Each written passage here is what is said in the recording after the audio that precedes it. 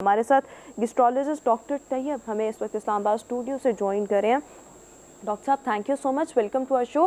Doctor साहब सबसे पहले यही जानना चाहूँगी, जिस तरह से मैंने अपने इंट्रो में भी कहा है कि रमज़ान में हमारी रूटीन, खाने पीने की भी रूटीन बहुत ज़्यादा डिस्टर्ब होती है, फ़िज़िकल एक्टिविटी का ख्याल बहुत कम लोग रखते हैं। कॉमन प्रॉब्लम्स क्या आती हैं स्टमक के हवाले से रमज़ान में मोस्टली लोगों को?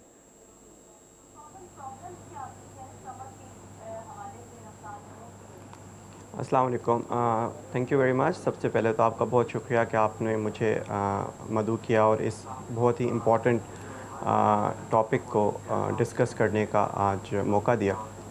डेफ़िनेटली रमज़ान हमारे लिए एक बहुत बाबरकत महीना है और पूरी दुनिया में लोग रमज़ान में रोज़े रख के इससे इस्तिफ़ादा हासिल करते हैं। ना सिर्फ रूहानी तौर पे बल्कि जिस्मानी तौर पे भी इसके बहुत से फ़ायदे हैं और लोग इससे मुस्तफ़ीद होते हैं।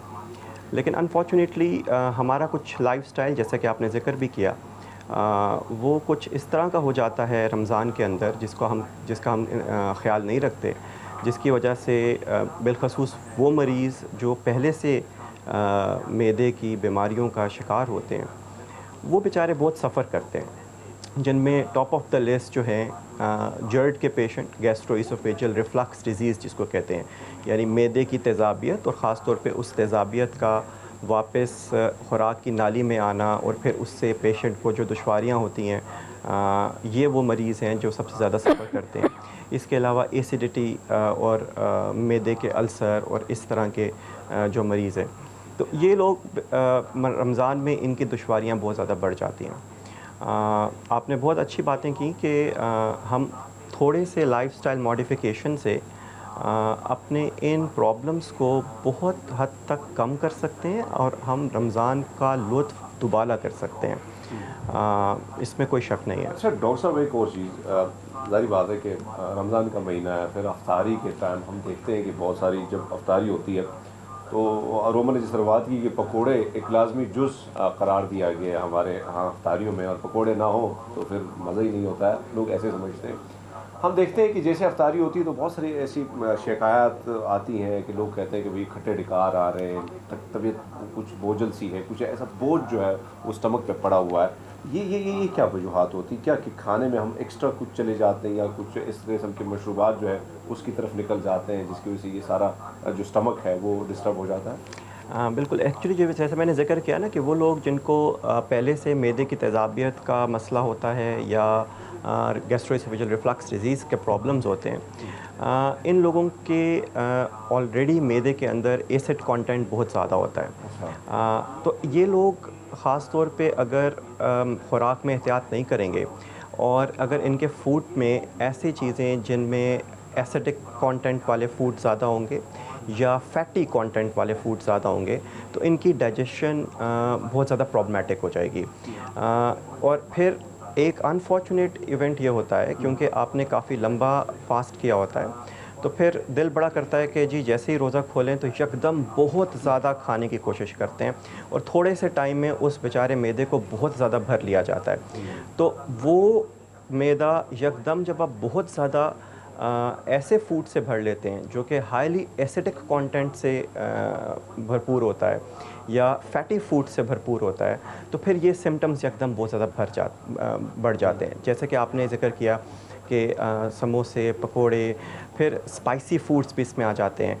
इसी तरह फ़िज़ी ड्रिंक्स हैं, इसी तरह से जो लेमनेड्स एंड जो ख़ास तौर पे इन सब चीज़ों के साथ आपको केचप का इस्तेमाल बहुत ज़्यादा है। अब ये टोमेटो केचप एंड इसी तरह से प्रिजर्वेटिव्स वाले फूड्स जो हैं, ये सब चीज़ें भी actually they are very high in acid content.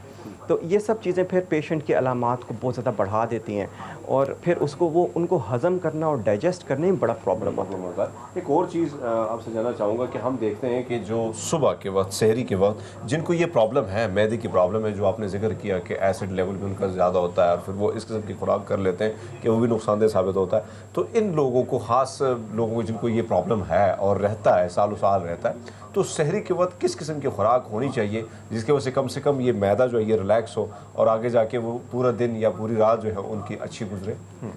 बहुत अच्छा क्वेश्चन है एक्चुअली ये। جیسے میں نے پہلے عرض کیا کہ دا بیسٹ تھنگ از کہ ایک تو یہ وہ چیزیں جن کو ہم اوائڈ کریں جس میں ہائی ایسڈ کانٹینٹ اور فزی ڈرنکس اور جس کے اندر مرچ مسالہ جات والی چیزیں ہیں. اس کے مقابلے میں اگر آپ یہی چیزیں مطلب بجائے ڈیپ فرائی کرنے کے آپ اوون کے اندر اس کو بیک کر لیں, دے آر مچ بیٹر.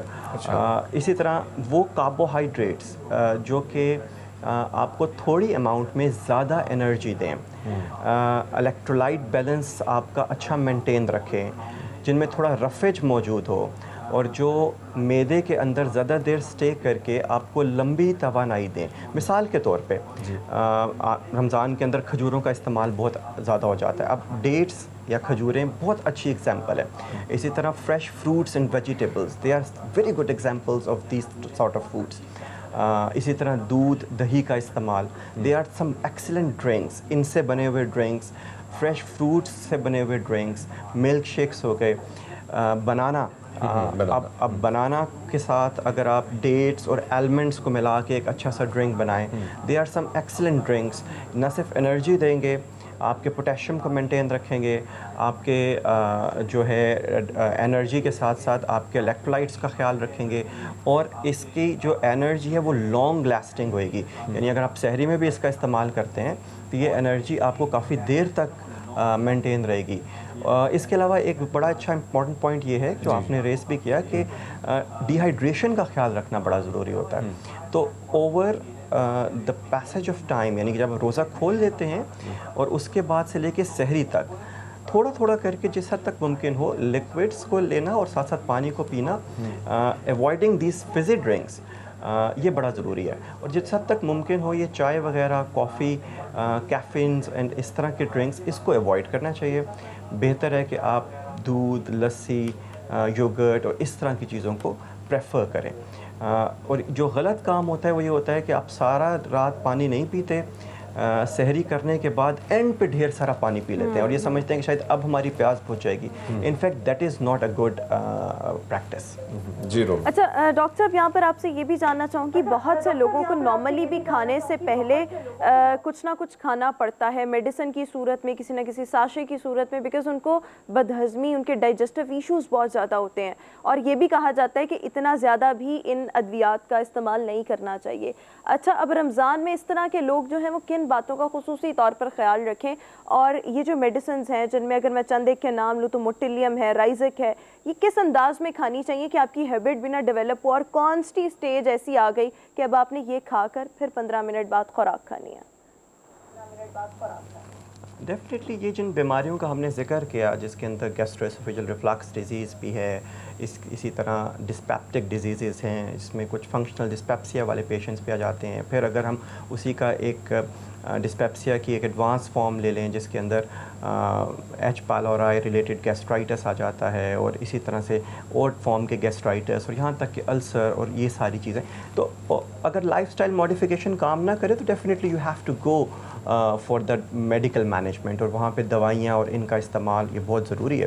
نہ صرف معدے سے ریلیٹڈ ادویات, یہاں پہ ہمیں اپنے ناظرین کو یہ بتانا بھی بہت ضروری ہے کہ وہ پیشنٹس جو دوسری بیماریوں کی وجہ سے اور کچھ ادویات لے رہے ہیں, مثال کے طور پہ شوگر والے پیشنٹس ہیں وہ شوگر کی ادویات لے رہے ہیں, بلڈ پریشر والے پیشنٹس ہیں وہ بلڈ پریشر کی ادویات لے رہے ہیں, ہارٹ والے پیشنٹس ہارٹ کی ادویات لے رہے ہیں, تو وہ اپنی یہ ادویات مس نہ کریں. ہاں, امپورٹنٹ چیز یہ ہے کہ آپ اپنے معالج سے رابطہ کر لیں. خاص طور پہ ایک اچھا آئیڈیا یہ ہوتا ہے کہ رمضان سے پہلے آپ اپنے معالج کے پاس ایک وزٹ ضرور کر لیں, تاکہ آپ اکارڈنگلی اپنے رمضان کی نیڈ کے حساب سے, اپنے فاسٹنگ کی نیڈ کے حساب سے اپنے جو دوائیوں کا اسکیجول ہے اس کو ری اسکیجول کرا لیں. انفارچونیٹلی اگر آپ ایسا نہیں بھی کر پائے رمضان میں, ڈیفینیٹلی کئی دفعہ یہ بڑا مشکل بھی ہو جاتا ہے.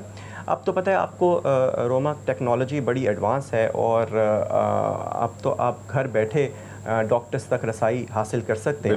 آئی am a part of telemedicine, one of the pioneers telemedicine initiative in Pakistan, that is Shifa for you. اور ہم آپ کو میں بتاؤں for the last 5 to 6 years یہ سروس دے رہے ہیں کہ آپ گھر بیٹھ کے آن لائن ڈاکٹر کو اپروچ کر سکتے ہیں, اپنے ایشوز ڈاکٹر سے ڈسکس کر سکتے ہیں. اب تو آپ کو क्लिनिक पे जाने की भी और इस गर्मी में रोज़े के साथ भी वो करने की ज़रूरत नहीं है। सो डेफिनेटली आपको डॉक्टर्स के साथ मिलके तो इन दवाइयों का स्केड्यूल और वो सारी चीज़ें तय कर लेने की ज़रूरत है। अच्छा रोमा, अगर टाइम है तो मैं क्विकली सवाल कर लूँ। हरमीत, हमारा टाइम जो है अभी ख़त्म हो रहा है। इंशाल्लाह फिर डॉक्टर साहब को किसी वक्त ज़हमत देंगे, लेकिन डॉक्टर साहब ने जितनी भी गुफ्तगू की बहुत ही ज़्यादा मतलब इस तरह से की है कि बहुत से हमारे जो व्यूअर्स हैं उनको बहुत कुछ उससे सीखने को मिलेगा। बहुत ज़बरदस्त किस्म के टिप्स डॉक्टर साहब ने हमारे साथ शेयर किए हैं। सो बहुत शुक्रिया डॉक्टर तैयब हमारे साथ शो में मौजूद थे।